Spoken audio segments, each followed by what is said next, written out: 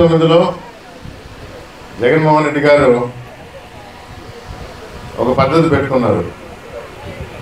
175 నియోజకవర్గాలు అసెంబ్లీ అభ్యర్థులు, 25 ఎంపీ అభ్యర్థుల్ని ఒకేసారి అనౌన్స్ చేయటం, విడతల వారీగా మార్పులు చేర్పులు చేయాలన్నప్పుడు ఇన్ఛార్జీలుగా ఒక 3 నెలల క్రితం నుంచి మొదలుపెట్టారు. ప్రతిపక్షాలు గగ్గోలు పెట్టినాయి, మార్చేస్తున్నారు, రగిలిపోతుంది, ఇబ్బందులుగా. పార్టీ బాబు మేము ఇష్టం మేము చేసుకుంటాం, మీకెందుకు, మనకి అర్థం కాదు. మార్చింది మళ్ళా తిరిగి మన గురుమూర్తి ఎంపీ గారు సత్యవేడికి వేశారు ఎమ్మెల్యేగా, తిరిగి మళ్ళీ ఎంపీగా తీసుకువచ్చారు. తూచి మేము ఒప్పుకోం. అరే నువ్వెవరే బాబు ఒప్పుకునేది, మా ఇష్టం. తర్వాత వాళ్ళు మొదలు పెట్టారు ప్రతిపక్షం, తెలుగుదేశం టికెట్లు జనసేన అన్నారు. బలం చాలలేదు, బీజేపీతో కూడా కాళ్ళ వేళ్ళబడి వాళ్ళని కూడా కలుపుకున్నారు. ఈ 3 కలిసినా కూడా ఏమన్నా అంటారా? మనకు ఏమన్నా అంటారా? అనరు కదా. ఇప్పుడు అసలు గొడవలు అక్కడ మొదలైంది. అసలే ఆనందరా బాబు అంటే ఇప్పుడు గొడవలు మొదలైంది. కానీ మనం గుర్తుపెట్టుకోవాల్సింది ఒకటే, ఎలక్షన్ అంటే సీరియస్గానే తీసుకోవాలి. అయిపోయింది, గెలిచేసాం, కంగ్రాచులేషన్స్. 4వ తేదీ రిజల్ట్స్ వచ్చినప్పుడు ఎటు మనం సెలబ్రేట్ చేసుకుంటాం. ఈ 2 నెలల్లో ప్రతి ఒక్కరూ, కుర్రోళ్ళకి ఉత్సాహం ఎక్కువ, పెద్దవాళ్ళకి అనుభవం ఎక్కువ, అందరూ కలిసికట్టుగా సమిష్టిగా పనిచేస్తాం. రాపూరు ఏ విధంగా డెవలప్ చేయాలి, ఏ అవసరాలు ఉన్నాయి పెద్దలు చెప్పారు. నాకు గడప పోయినప్పుడు గుర్తించాను. నా సొంత ఆలోచనలతో ఏ విధంగా ముందుకు తీసుకుపోవాలనే అవగాహన ఉంది. అంటే ఇవన్నీ వివరించాలంటే చాలా సమయం పడుతుంది కాబట్టి అసలు అది మీకు ఇంట్రెస్ట్ కూడా ఉండదు. ఎందుకంటే అది నా బటన్ నొక్కేసి నా చేతిలో పెట్టిందంతా అమర్నాది. 5 సంవత్సరాలు మీకోసం సేవ చేస్తా, అభివృద్ధి చేస్తా, రాపూర్ని ముందుకు తీసుకుపోవాల్సిన బాధ్యత నాది.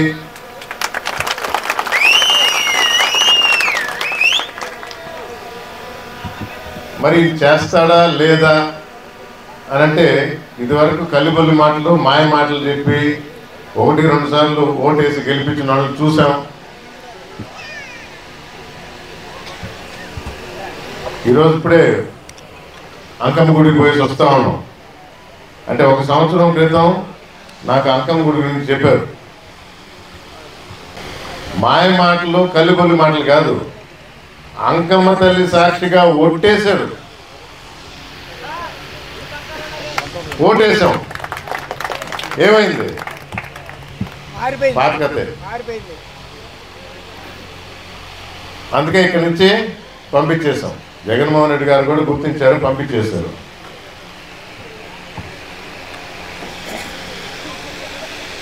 ఆయనకి రిటైర్మెంట్ లేదు, నాలో డౌట్ లేదు. కానీ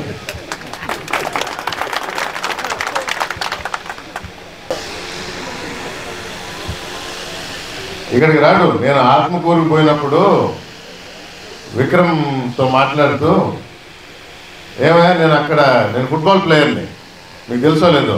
తెలుసా? ఎంతమంది తెలుసా? 1-6.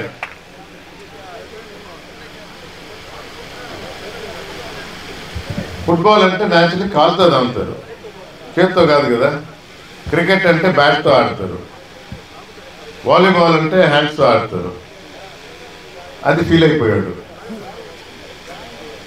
ఇక్కడదంతే అక్కడ పడ్డాడు, అక్కడి నుంచి సంతపేటకు పోయాడు అన్న.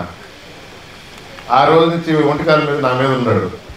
సరే రండి ఇక్కడే పోటీ చేస్తామా అన్న.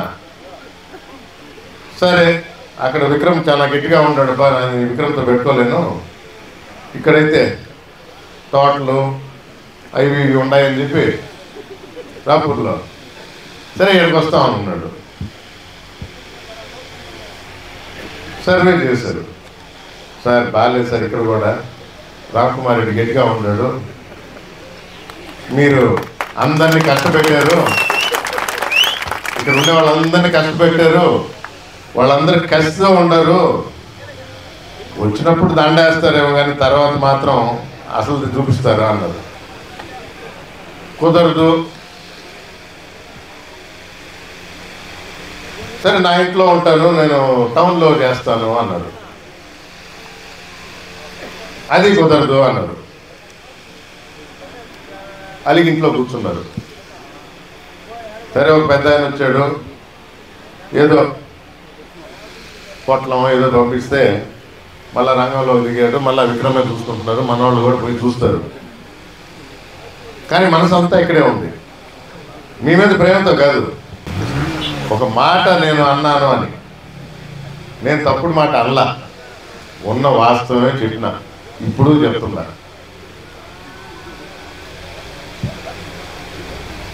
చాక్ లాంటి ఫుట్బాల్ ప్లేయర్ని తయారు చేస్తాను, ఎందుకంటే నాకు రాదు అన్నాడు. చాక్ లాంటి కుర్రాన్ని తయారు చేస్తాను, వీళ్ళందరికీ అన్నానా? ఈరోజు యువతకి అన్నానా?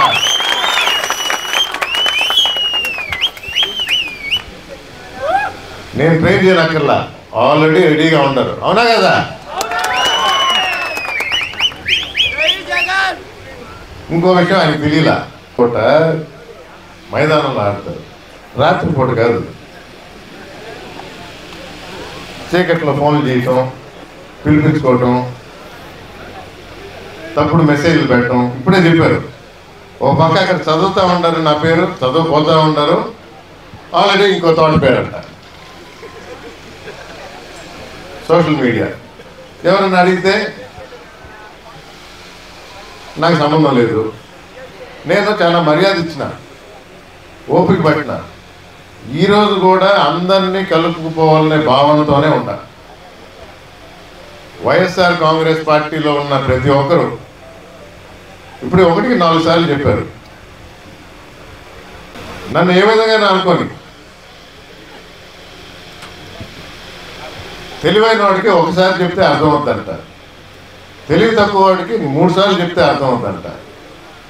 ఇంకో రకమైన ఉండరు, ఎన్నిసార్లు చెప్పినా అర్థం కాదు. పెద్దిరెడ్డి రామచంద్రారెడ్డి గారు ఇప్పుడు రీజనల్ కోఆర్డినేటర్గా ఉన్నారు, ఆయన కన్నా ముందర విజయసాయి రెడ్డి గారు ఉన్నారు. తాడేపల్లికి పిలిపించి ఆశా క్యాండిడేట్ డిసైడ్ అయ్యేంత వరకు జగన్మోహన్ రెడ్డి గారు డిసైడ్ చేశారు. నేదురుమల్లి రామ్కుమార్ రెడ్డి వెంకటగిరి నియోజకవర్గ అభ్యర్థి అని 1-4 నెలల క్రితం చెప్పాడు, పిలిపించుకోవాలి. తలకెక్కదు. ఇప్పటికీ మెసేజ్లు పంపిస్తూ ఉంటారు, ఇదిగో లిస్టులో వచ్చింది, అదిగో లిస్టులో వస్తుంది.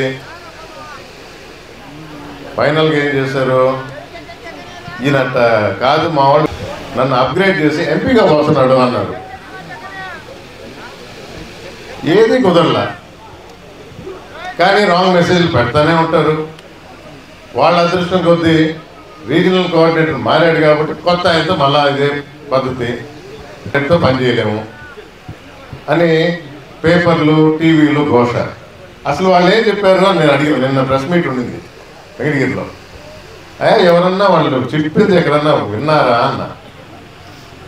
లేదు సార్ మా వాళ్ళు ఉంది, మా అధినేత మన ముఖ్యమంత్రి జగన్మోహన్ రెడ్డి గారు చాలా క్లియర్గా చెప్తా ఉంటారు, మనం యుద్ధం చేసేది ఇదిగో ఈ పచ్చ పద్ధతితో అని. పేర్లు చెప్పడం లేదు కానీ దానిలో టీవీలో ఆ కుర్రాడు చూపించాడు నాకు.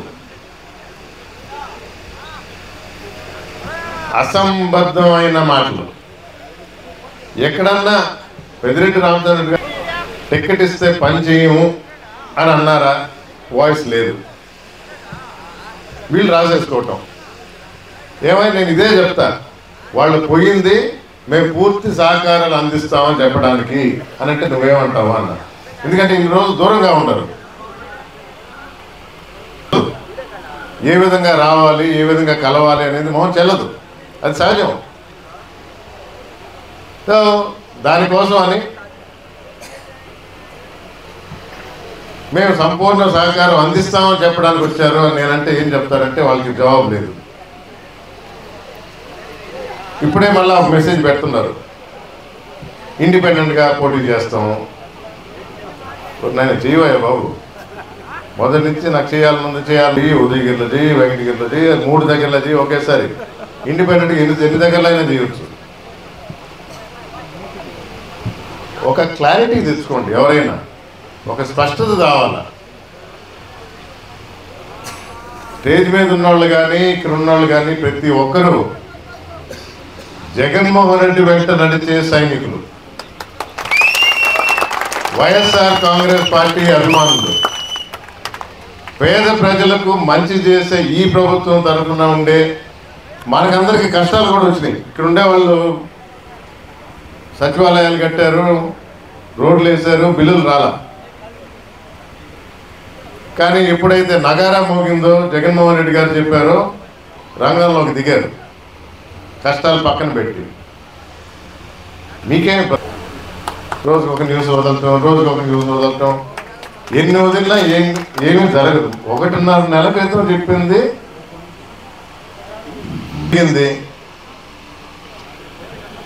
మీరు ఇక లైన్లో పట్టడం మంచిది. ప్రజల సమక్షంలో పత్రికా విలేకరుల మధ్య వాళ్ళ ద్వారా తెలియజేస్తున్నా. నేను ఇది కూడా అడిగినా, ఎవరన్నా ధైర్యంగా వచ్చి మేము రామ్ కుమార్ రెడ్డికి బాబు సపోర్ట్ చేయము అని అన్నారా? న్యూస్లు ఊరికే సోషల్ మీడియా ద్వారా బయటికి పంపిస్తున్నాడు. ధైర్యంగా ప్రెస్ మీట్ పెట్టండి. వీళ్ళైతే అన్ని దగ్గరలు పోగలుగుతారు. నేనే అడిగినా, మీరు అడగండి అయ్యా అని. దానికి ఆ ధైర్యం లేదు. మేము పార్టీ విధేయులం.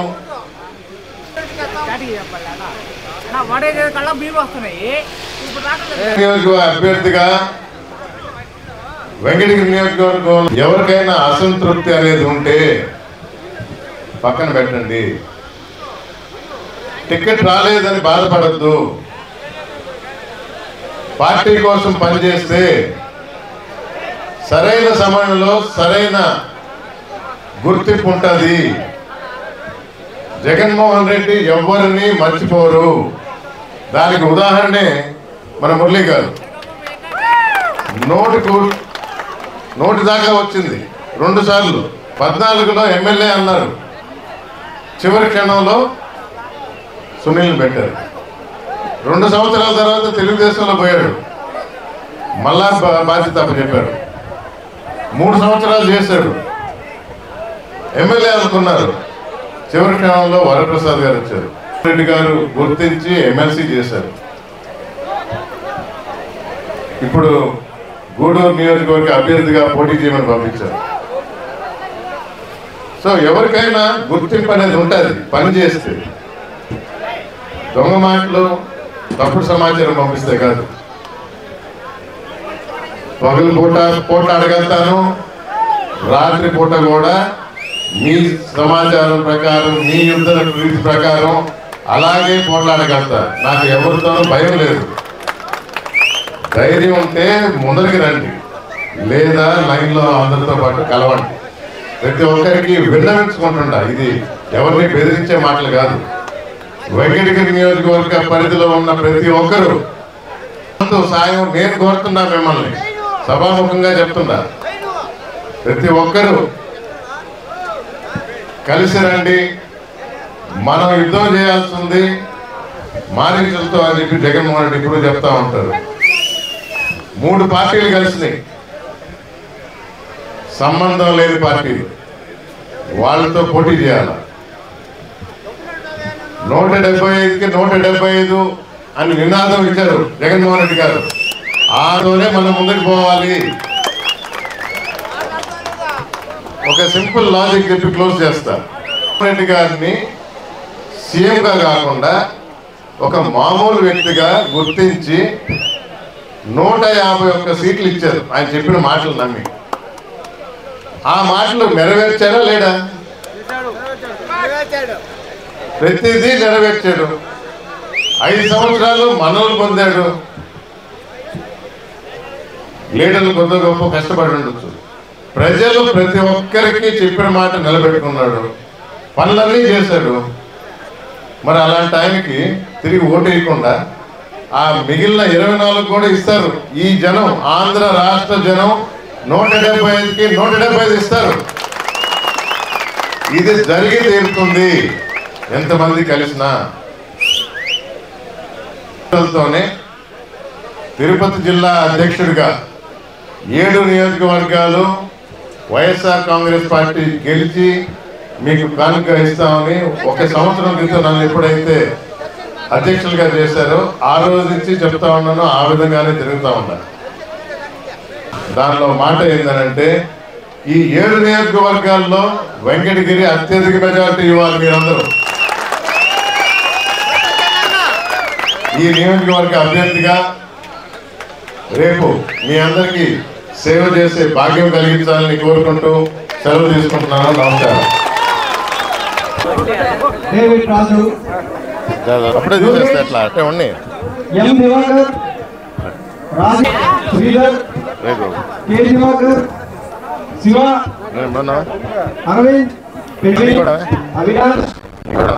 మల్లేశ్వర్, రిషి, గణేష్, చరణ్, అశోక్, సతీష్, శ్రీను, నవదీప్, హేమంత్, మహేంద్ర, వంశీ, రామ్ కుమార్ రెడ్డి, మా మేకి మురళి బాబా, మా దయారెడ్డి,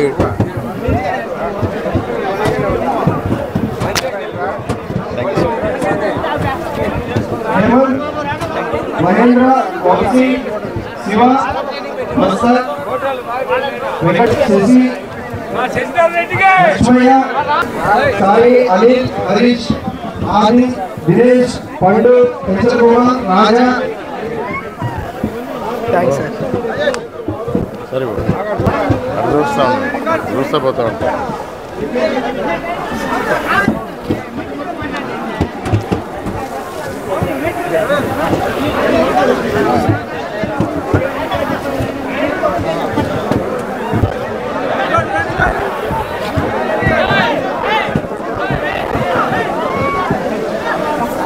నమస్తే సార్.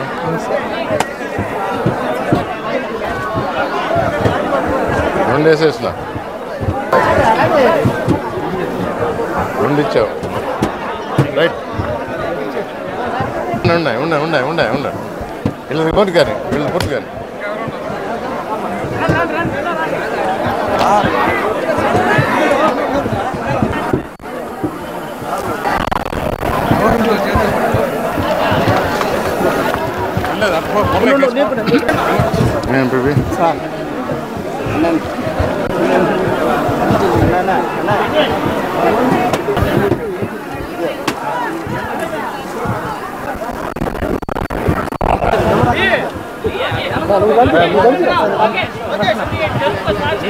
Okay.